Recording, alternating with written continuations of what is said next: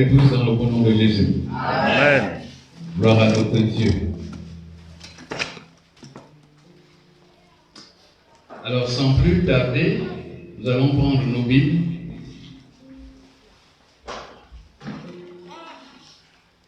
Et nous allons méditer ce matin selon l'évangile.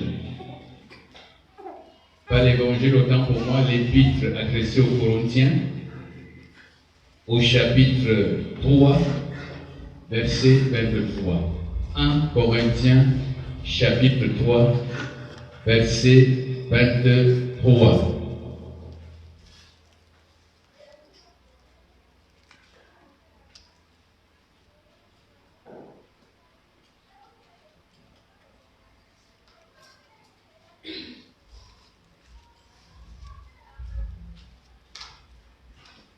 Corinthiens chapitre 3, verset 23, que quelqu'un lise. 1 Corinthiens chapitre 3, verset 23 dit, et vous êtes à Christ, et Christ est à Dieu. Amen. Amen. Et vous êtes à Christ, et Christ est à Dieu. Est à Dieu. J'ai intitulé le thème de ce matin, nous sommes à Christ. Nous sommes à Christ. Amen. Nous sommes à Christ. Amen. Tu es à Christ. Amen. Vous êtes à Christ. Amen. Je suis à Christ. Amen. Nous sommes à Christ. Amen. Est-ce que tu me suis bien? Amen. C'est la bonne nouvelle de ce matin. Nous sommes à Christ.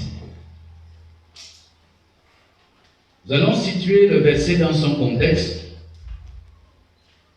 Le contexte de notre passage biblique est celui de Corinthe.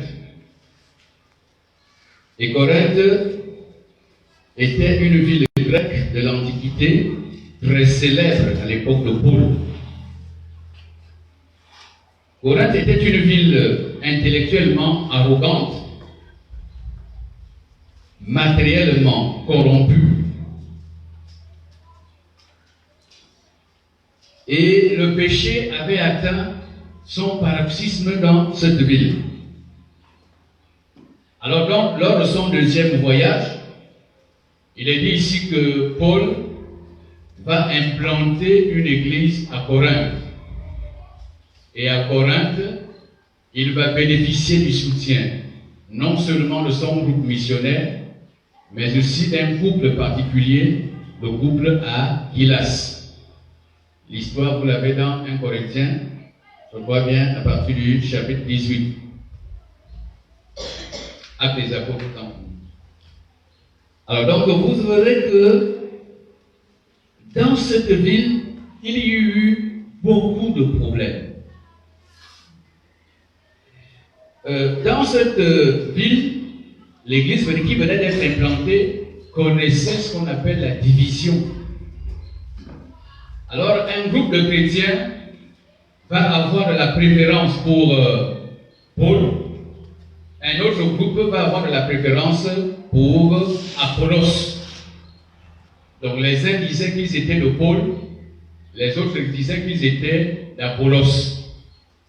Et ce qui occasionna une grande division au sein de l'église de Corinthe. Et Paul, qui était en prison à cette période, va recevoir cette nouvelle, va être informé de ce que l'église de Corinthe était divisée parce que les uns étaient attachés à lui et d'autres étaient attachés à un autre serviteur appelé Apollos. Et c'est dans ce contexte que Paul va rédiger cette lettre adressée aux Corinthiens et il va leur dire cette merveilleuse parole que nous venons de lire ce matin. Amen.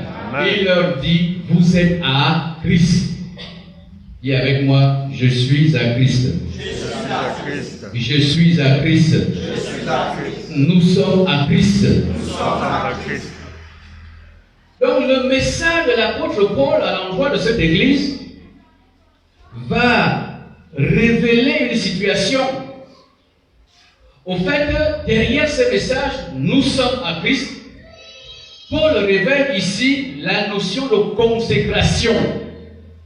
Au fait, en d'autres termes, il voulait dire au peuple de Corinthe que vous êtes à Christ, vous êtes consacrés à Christ, vous êtes mis à part pour Christ. Vous êtes mis à part. Vous êtes à Christ. Vous n'êtes pas consacré à moi. Vous n'êtes pas consacré à Apollos, ni à un quelconque serviteur. Mais vous êtes consacré à Christ. Amen. Mais la grande question ce matin est celle de savoir comment savoir que nous sommes consacrés. Si tu es à Christ, si je suis à Christ, comment savoir que nous sommes consacrés? Quels sont les indicateurs qui peuvent montrer que quelqu'un est à Christ? Quels sont les signes qui peuvent révéler au monde que tu es à Christ? Si nous sommes à Christ, c'est qu'il y a des signes. C'est qu'il y a des indicateurs. Est-ce que quelqu'un me suit? Amen. Comment peut-on savoir? Comment est-ce que le monde, comment est-ce que la vie de Koulamondou peut-elle savoir que tu es à Christ? Que nous sommes à Christ? Que je suis à Christ? Telle est la préoccupation qui sera la nôtre ce matin. Alors, et sans plus tarder, nous prenons un autre texte de la même épître, 2 Corinthiens, chapitre 8, verset 5.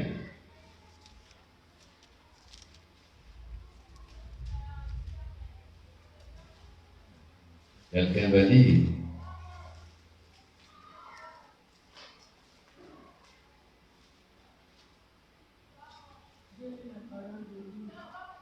Et non seulement ils ont contribué comme nous l'espérions, mais ils se sont d'abord donnés eux-mêmes.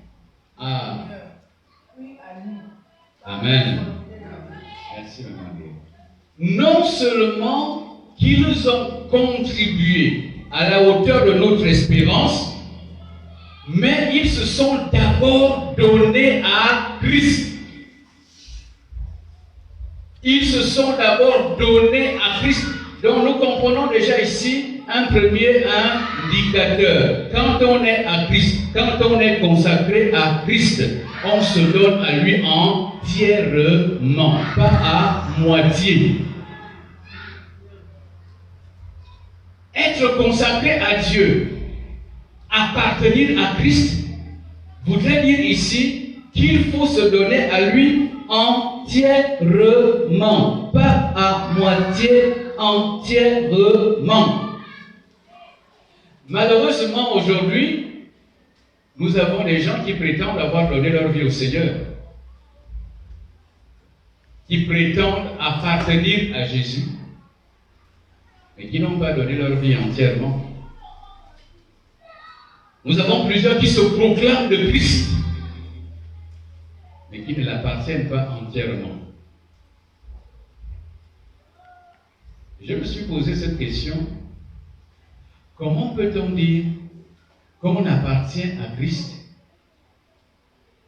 et partager ce Christ avec les bars, et partager ce Christ avec les traditions, et partager ce Christ avec le monde? Comment peut-on dire qu'on appartient à Christ? Nous sommes à Christ et nous n'avons pas donné toutes les facettes de notre existence à Christ, parce que Christ veut dire, la consécration veut dire mise à part. Je suis mis à part pour un usage exclusif.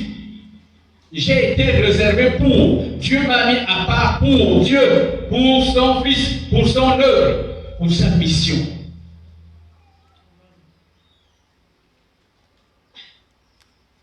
C'est à toi de voir ce matin. Est-ce que tu es à Christ?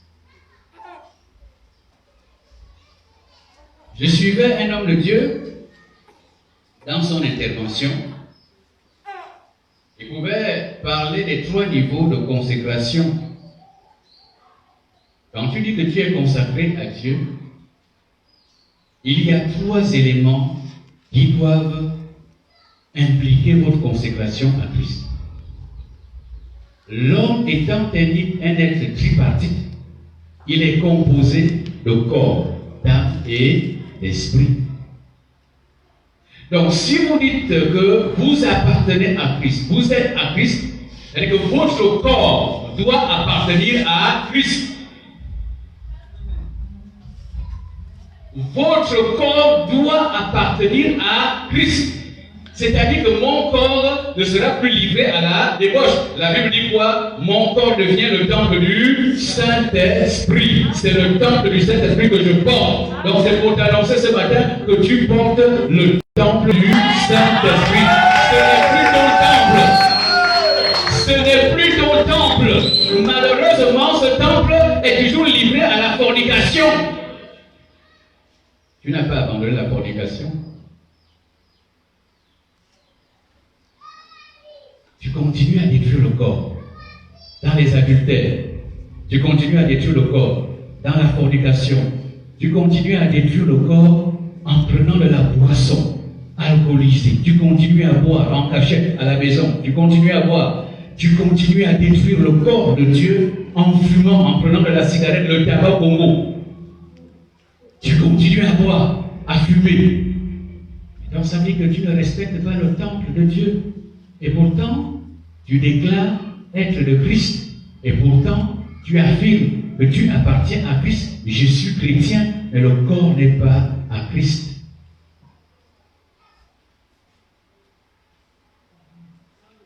Tu as combien de copains dans la vie de Koulamoutou?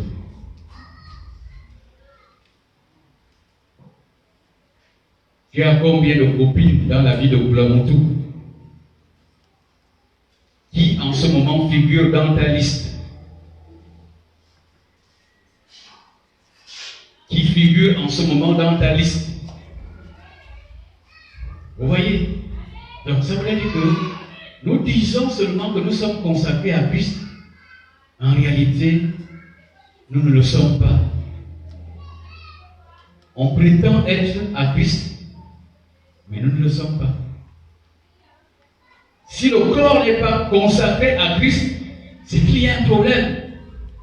Non seulement le corps, vous avez l'âme. Et l'âme est le siège des émotions. C'est dans l'âme où se trouve l'adoration. Le Saint des Saints se trouve dans l'âme. Je ressens le désir d'adorer. J'adore Dieu. Et quand j'adore Dieu, là, les larmes coulent. Oh, je proclame la grandeur de Dieu. Je proclame sa magnificence. J'élève la majesté des majestés, le Saint des Saints. Et là, ça sort de mon cœur. Mais si dans ce cœur se trouve la colère, se trouve l'hypocrisie, se trouve la haine, ça veut dire que cette partie n'est pas consacrée à Dieu. La jalousie, la convoitise, qui va m'épouser? Mais reste tranquille, mais le mariage est une institution divine. Tu n'as pas besoin de courir derrière les messieurs, les hommes de Koulamoutou. Reste tranquille et intercède. Parce qu'une fois que quelque chose d'autre a pris place dans ton cœur, le ciel de l'adoration, ça veut dire que au fait, ton âme n'est plus consacrée à Dieu, est consacrée à autre chose, est consacrée à la convoitise, est consacrée à la sexualité, est consacrée à la pornographie. Et là, on n'est pas consacré à Dieu. Dieu annonce une bonne nouvelle ce matin. Tu es à Christ. Et entièrement. Amen. Non seulement l'âme, vous avez l'esprit. L'esprit, c'est ce compartiment, ce domaine de l'homme où, au fait, on rentre en contact avec Dieu, où on reçoit les révélations. C'est pour ça qu'il est dit dans les Écritures que l'Esprit de Dieu parle à mon esprit. Donc l'Esprit me communique la volonté de Dieu. C'est dans l'Esprit que je reçois les directives par rapport à l'accomplissement de mon ministère, par rapport à l'accomplissement de ma destinée. Il est dit, lorsque l'Esprit descendra sur toute chair, il est dit que les jeunes gens auront des visions. Dieu n'a pas oublié les vieillards. Les vieillards aussi auront des songes. On n'a pas les songes et les visions dans le cœur. Les songes et les visions se reçoivent dans l'Esprit. Amen. Amen. Mais quelles sont tes pensées? La Bible dit rechercher premièrement le royaume. Ça veut dire que dans ma manière de vivre, mes pensées ne sont focalisées que sur le royaume des cieux. Ah Seigneur, j'attends ton retour. Ah Seigneur, je voudrais faire ta mission. Ah Seigneur, je voudrais évangéliser quelqu'un. Ah Seigneur, il faudrait que j'aille rendre visite à un frère, à une sœur qui ne vient plus, qui est déjà affaibli. Ah, mes pensées sont là. À quel moment devrais-je prier? Oh là, il est déjà l'heure que je puisse, l'heure à laquelle je dois méditer la parole de Dieu. Donc, toutes mes pensées sont occupées par la mission de Dieu. Est-ce que c'est ça? Est-ce que c'est le royaume qui vous préoccupe tes pensées au moment où tu es? Tu as quelle vision de la vie? Tu as quelle vision du monde? Si nous sommes à Christ, notre corps, notre âme et notre esprit devraient lui appartenir. Tu devais dire Amen. Amen. On ne peut pas, deuxièmement, avant de terminer, on ne peut pas se donner à Christ sans donner tous les domaines de notre existence, en dehors du corps, en dehors de l'âme, en dehors de l'esprit. Mais la consécration implique notre vie matérielle. Lisons Luc, chapitre 8, le verset 2 et 3.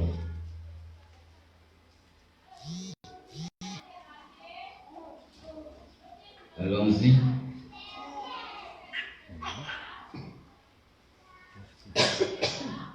Luc 8. Luc chapitre 8, le verset 2 et 3. Que quelqu'un lise. Et tous étaient avec lui, et quelques femmes qui avaient été guéries d'esprits malins et de maladies. Marie dite de Magdala, de laquelle était sortie celle de nous. Jeanne, femme de Chuza, intendant d'Hérode, Suzanne et plusieurs autres qui l'assistaient de leur vie. Amen. Amen. Le texte nous présente un groupe de personnes. Le texte nous présente d'un côté les 12 apôtres qui étaient avec Jésus et de l'autre un groupe de femmes dont les noms sont cités dans le texte. Et l'arrière-plan de ces femmes nous montre qu'elles vivaient dans des difficultés énormes. Parce qu'on essaie un peu de décrire ce qu'elles étaient avant d'avoir rencontré Christ. Il est dit que parmi elles, il y avait certaines qui étaient malades. Il est dit que parmi elles, d'autres étaient même possédées. Parce qu'on parle de Marie de Magdala, de qui étaient sortis combien de démons? 7 démons.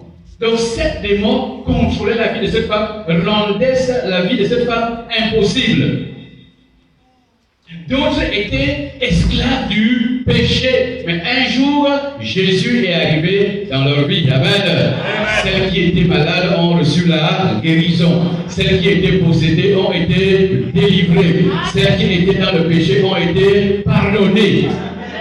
Mais en signe de reconnaissance, elles vont donner leur vie au Seigneur, mais en signe de reconnaissance, le texte nous dit qu'elles assistaient Jésus par leur bien matériel.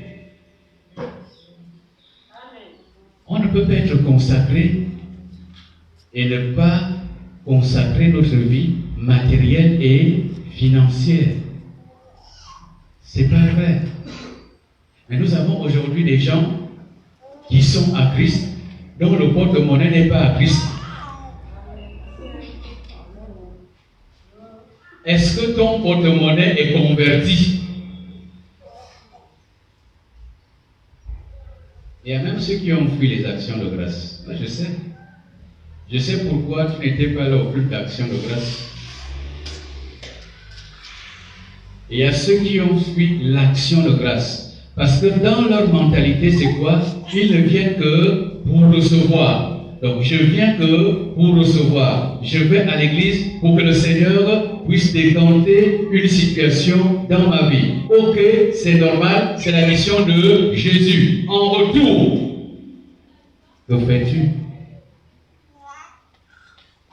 En retour. Est-ce que ta vie matérielle est consacrée à Dieu?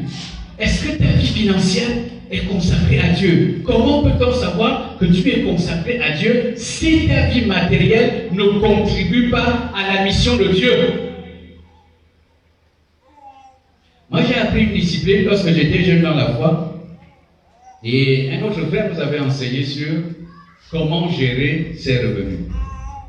Et il pouvait nous dire, la première des choses qu'il faut faire, une fois que tu reçois ton salaire, une fois que tu reçois un revenu quelque part, tu vas dans ta chambre avant de pouvoir effectuer une dépense quelconque.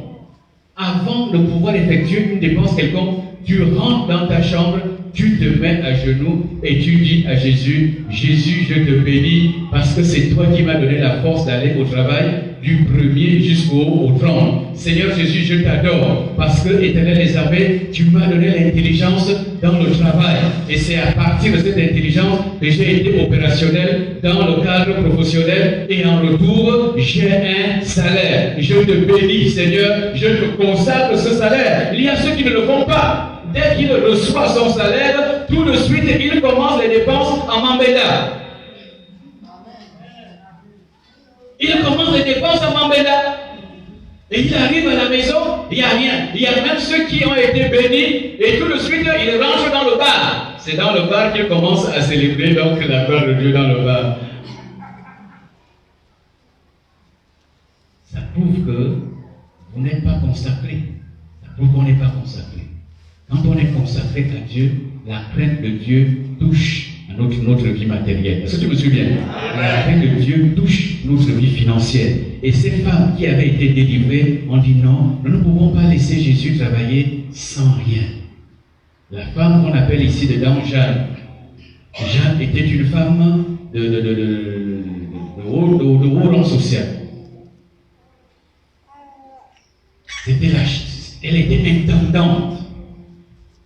Donc vous voyez qu'elles ont participé à la mission de Dieu. Jésus n'avait pas de véhicule à l'époque. Jésus devait aller de lieu en lieu pour annoncer l'évangile. Aller de village en village pour annoncer l'évangile. Mais ces femmes avaient pris conscience qu'on ne peut pas aller de village en village. On ne sait pas combien de kilomètres il va parcourir. Il faudrait quand même que nous lui achetions un peu de pain. Amen.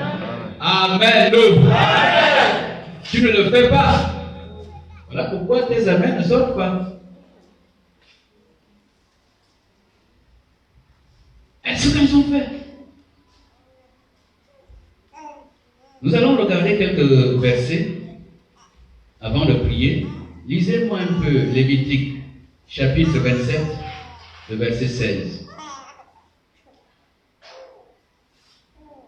Lévitique 27, 16.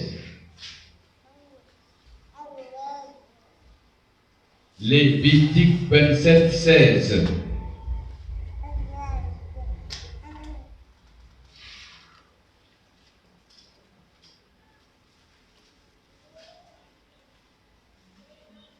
Lévitique 27,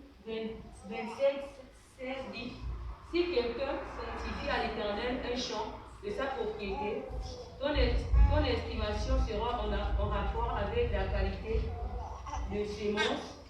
50 siècles d'argent pour un honneur de sémence d'or. Si quelqu'un fait quoi? Si quelqu'un sanctifie à l'Éternel un champ de sa propriété. Si quelqu'un sanctifie à l'Éternel. Quand on parle de consécration, on voit aussi la sanctification.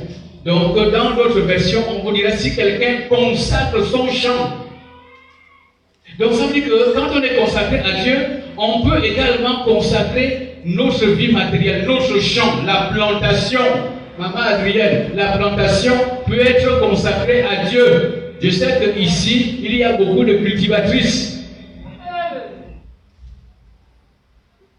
Les 80% de femmes que nous avons dans cette ville ont des plantations. Est-ce que ces plantations sont consacrées à Dieu?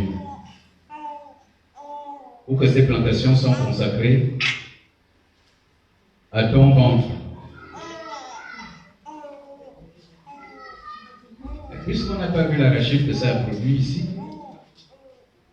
Jésus n'a pas vu le maïs que ça a produit, Jésus n'a pas vu les légumes que ta plantation a produit. Jésus n'a pas vu ça. Donc, tu n'es pas consacré. Tu as consacré un certain domaine, mais tu n'as pas consacré d'autres domaines. Où sont les produits du champ? Où sont les produits du champ qui démontrent que tu es consacré à Dieu? Parce que je suis consacré à Dieu avec tout ce qui m'appartient. Mon champ est consacré à Dieu. Mon champ a un rôle à jouer dans la mission de Dieu. Et c'est là où nous nous rendons compte que la dîme n'est pas seulement que celle qui est pécuniaire. La dîme aussi, ce sont les produits du champ. C'est ce qu'on appelle la dîme en nature. Et quand je décide de donner la dîme, attention, ce n'est pas que dans ton champ, tu vas prendre 2 maïs et tu viens dire au Seigneur, ça c'est la dîme de mon champ. Ça c'est pas la dîme, c'est une offrande que tu donnes. Parce que dans l'Ancien Testament, quand tu avais un champ, tu faisais quoi? Tu réservais une partie de ton champ à l'Éternel. C'est-à-dire que, supposons que notre champ est la forme de ce temple qui est rectangulaire. Alors je me dis, bon, puisque j'ai environ 16 mètres carrés, ou bien 20 mètres carrés, ou 500 mètres carrés, alors donc je consacrerai à l'Éternel la partie qui va d'ici jusque là. Et tout ce qui a été planté ici, à la récolte, appartiendra à mon Dieu. Donc cette partie du champ est consacrée à l'Éternel. C'est ce qu'on appelle la dîme. Pas les 2 maïs que tu as amenés. C'est cette partie du champ consacrée à Dieu qu'on appelle la dîme.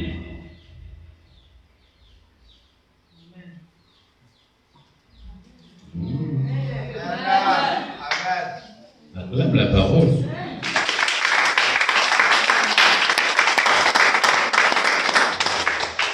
Mais qu'est-ce que tu prends? Tu prends 2 ananas, tu dis ça c'est ma dîme.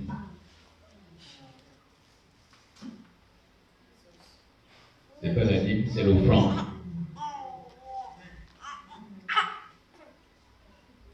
Amen.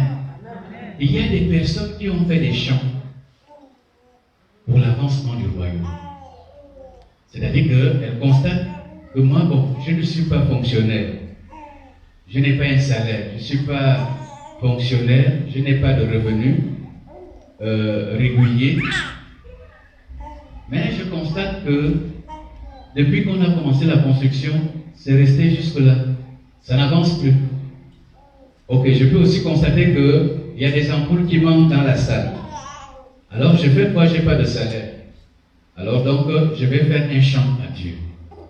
Et lorsque les produits de ce chant lorsque le chant a déjà donné ses produits, la personne prend les produits en question, va vendre au marché. Et le revenu amène à l'église et dit, ça c'est ce que mon champ a produit.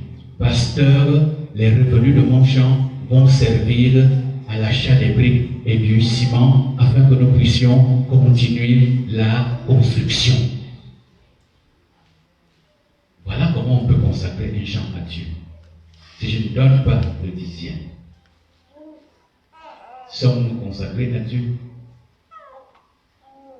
Point d'interrogation. Prenons le dernier verset, toujours le même chapitre, Lévitique 27, le verset 4.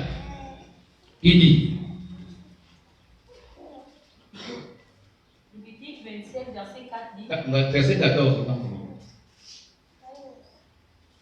Lévitique 27, 14. Lévitique 27, 14 dit, si quelqu'un sanctifie sa maison en la consacrant à l'Éternel, le sacrificateur en fera l'estimation selon qu'elle sera bonne. Ok, si quelqu'un sanctifie sa maison en la consacrant à Dieu, donc la maison peut être consacrée à Dieu. Ta maison peut être consacrée à Dieu.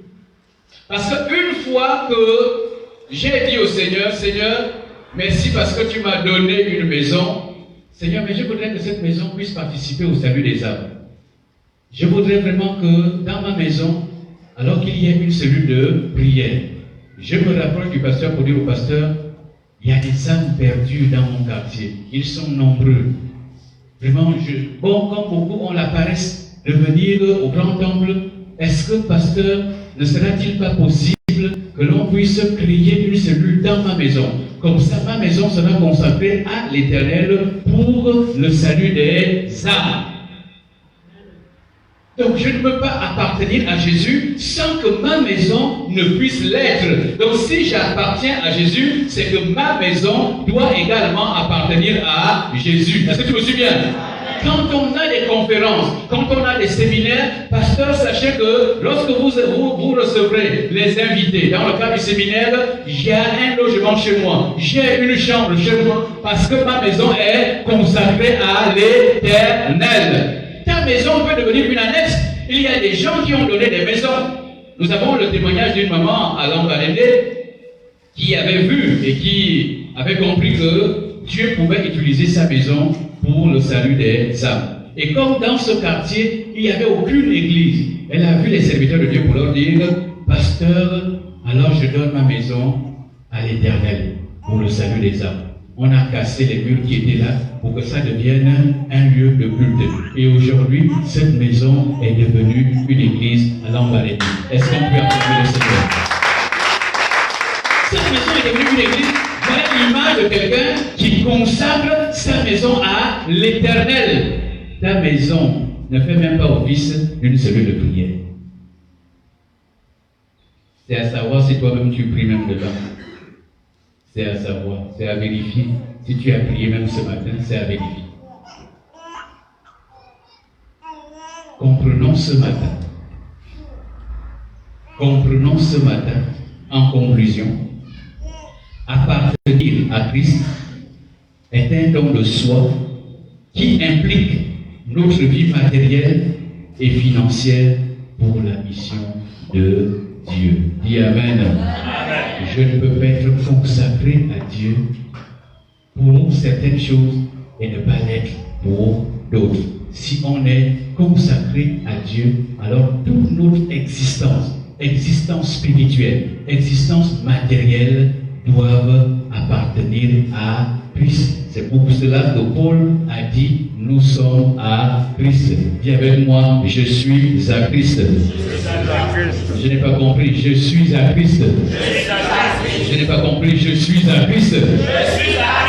Élève la voix et demande à Dieu de t'aider à être consacré à lui. Je l'avais déjà signifié ici au niveau des élèves. Si tu es élève, est-ce que tes études sont consacrées à Dieu? Est-ce que tes études sont consacrées à Dieu?